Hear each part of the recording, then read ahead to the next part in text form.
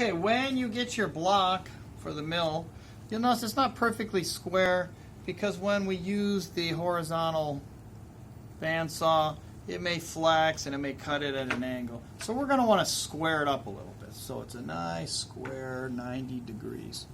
As you can see, this isn't. So depending on the mill you have, some of them you'll just use another smaller piece of aluminum. I know it's not precise, precision machining. You would put it in there, in your vise, milling vise, and then you'll have this. But you want it where this is sticking out because we're going to take this cutter and cut it from the side and level this and make it nice and square and smooth. And then we're going to flip it around and do the other side. The cutter's going to come down and cut that. So either that. Now if you have parallels, these are your precision ground parallels, they're better. And you want to make sure all the chips are out of the vise because if it's a couple thousandths of an inch chip, it's going to raise one side higher than the other and what have you. So you got to wipe these off with your fingers.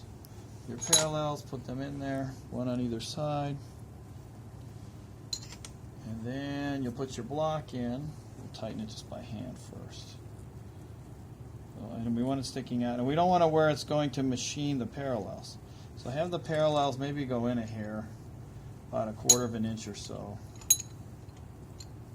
So they won't slide out, and then we start machining them. So we rest that on there. Now you say, well, why do we have that? Well, when you're machining and you got to make cuts, you can't have it where it's sitting way down in the vise, or you're going to end up machining the vise. So that's why they have to sit on parallels and or whatever we have laying around here. All right, so we're going to tighten it, but when we tighten it, you'll notice that the metal is soft and it bows up a little bit. So when you tighten, challenge here. All right, when we tighten this, you'll notice that these parallels will slide back and forth. So you have to like tap it down a little bit. So it's in there tight. Usually you use a soft mallet where this is, let's say, a bronze or a softer material than steel, but these were the only ones that would fit in our little tool tray. See our tool tray? Yeah. We also have rubber mallets, but again, they bounce too much. There's nothing like a nice, soft bronze. They don't have them the right size that we need, so but this will work. Now you check. Look, looks like we got it pretty tight in there. Make sure that this is not going to move. Maybe give this tighten it a little more. The parallel's a little off in there, so tighten it a little more, and then we'll tighten this hair more just to make sure it's in there tight, because you don't want this thing falling off on it. Tighten it down a little. Now if we dent this up a little, it's okay because we're going to machine this thing. Or you can put that on the bottom side. Yeah, that's not too bad. They may wiggle a hair, but you're not going to get it perfect. Alright, so we got that. That's tight in there. It's not going anywhere when you machine it because you got metal cutting metal. Then there's a little lock on this side. Make sure that's loose. Loose is like towards the back. Pushing it, see how it swings, it won't go any further. That's tight. Loose is like that. And then you got to have these pulled out. Make sure these are tight. And then you can bring this down fast. And then to get it precise where it's cutting within these thousandths of an inch here, then we engage this mechanism here.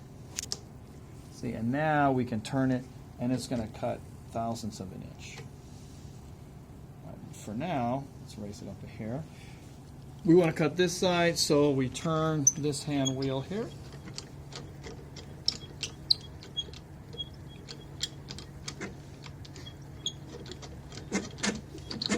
Now, these aren't motorized like some of the mills, so you'll get your work out for the day. So we got that there, and then this will be how we cut it.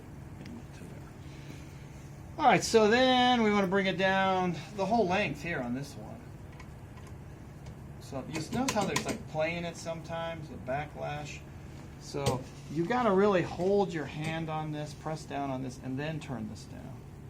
And that'll get all the play out of it. Make sure these are all tight as well, these feed levers. Like I said, this is like a drill press. I'm trying to get all the play out of this thing. Now again, I could have just pulled this out and gone further down with it, but just letting you know how this thing will work.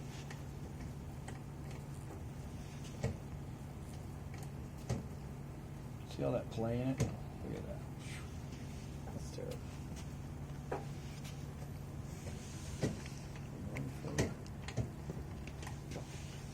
And we almost have it. Okay, good. All right, so we got it in there. And then what we're going to do is touch this thing off.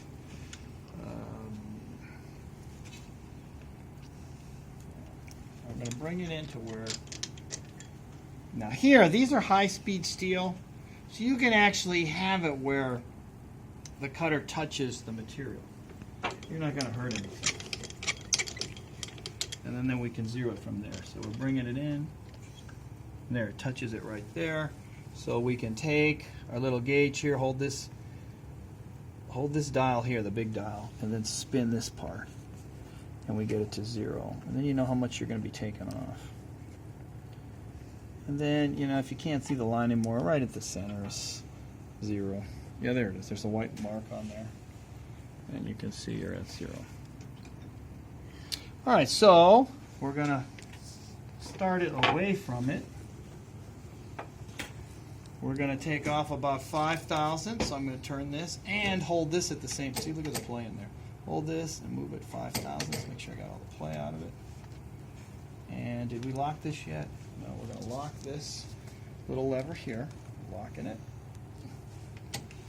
And we should be ready to go to make a pass. So we come over here and we turn off emergency stop. See, because that turns it off. Keeps it down. Then to turn it on, make sure this is off. Put this on I for on. Off is the O. And then we turn this up. And again, that's the right speed. This too, if you look at this one, it's like the lathe. It has a high and a low speed. There's an H and an L. You want to make sure the lever's on L for low. If not, it's too high. Well, and if it is, it's 2500. Then you'd only go halfway with this dial if it's on high. If it's on low, you can go the full speed. So we'll try that and see what happens. Hopefully we can cut something.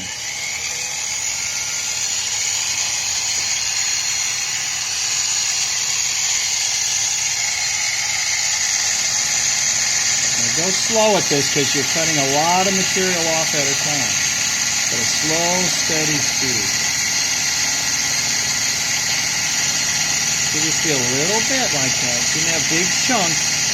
That means you're taking too much off. See how the machine's shattering, it's vibrating? So these little machines, you can only take a little bit off at a time.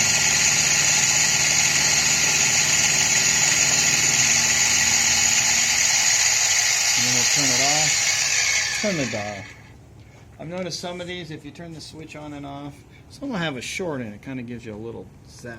So just turn it off with this dial and it'll be good. And then we look, does that look square and perfect? Of course it does, because I did it. All right, and that's what you always have to say. You have to feel confident. Then all we're going to do is we're going to flip the block around, cut the other side, you know, zero it like we had just done, and then you're good to go. You've got the block square.